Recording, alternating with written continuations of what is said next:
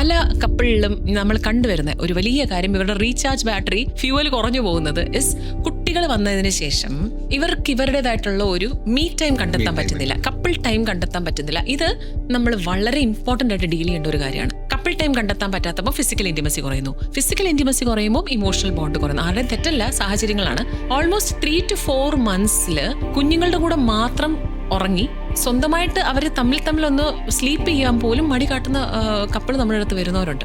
C, having a child, feeding a child, sleeping with a child does not mean നിങ്ങളുടേതായിട്ടുള്ളൊരു space നിങ്ങൾ മാറ്റി വെക്കണം എന്നുള്ളതല്ല.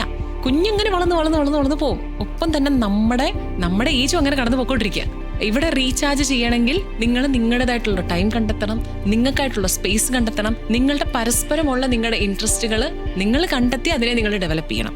രണ്ടുപേർക്കും ഇഷ്ടം ഡാൻസ് ആണെങ്കിൽ അങ്ങനെ, ട്രാവലിംഗ് ആണെങ്കിൽ അങ്ങനെ. നിങ്ങളുടെ ഫ്യൂവല് റീചാർജ് ചെയ്യേണ്ടത് നിങ്ങളുടെ ഡ്യൂട്ടിയാണ് അല്ലെ. അങ്ങോട്ടും ഇങ്ങോട്ടും പരസ്പരം കുറ്റം പറഞ്ഞുകൊണ്ട് അതിനൊന്നും ആവത്തില്ല. What can be done? കുഞ്ഞു വളരും, കുഞ്ഞിന്റെ ഒപ്പം നിങ്ങൾ നിങ്ങളുടെ ടൈം കണ്ടെത്തുക എന്നുള്ളതാണ് ഇവിടെ ഇമ്പോർട്ടന്റ്. മെക്കാനിക്കൽ ആവാതിരിക്കുക.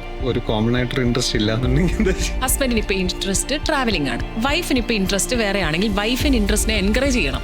എന്നാൽ മാത്രമേ താങ്കളുടെ ഇൻട്രസ്റ്റിനെ താങ്കൾക്ക് പോകാൻ പറ്റത്തില്ല, സപ്പോർട്ട് ചെയ്യാൻ പറ്റും. മനസ്സിലായോ? ഭാര്യമാർക്ക് എപ്പോഴും കുഞ്ഞു കാര്യത്തിൽ അവർ പ്ലഷർ കണ്ടെത്തുന്ന കൊച്ചു കാര്യങ്ങളാണ്. ഇപ്പൊ ചില ആൾക്കാർ വലിയ പ്രശ്നങ്ങളായിട്ട് വരും. ഒന്നുമില്ല, ഒരു ഹഗ് ചെയ്യേണ്ട കാര്യമേ കാണത്തുള്ളൂ. നിങ്ങളൊന്ന് ഹഗ് ചെയ്യുന്നതോ നിങ്ങളൊന്ന് കൈ പിടിക്കുന്നതോ ഒന്ന് കൂടെ നിൽക്കുന്ന ഒരു 5 minute മതി വലിയൊരു വഴക്ക് ഒഴിവാവാൻ.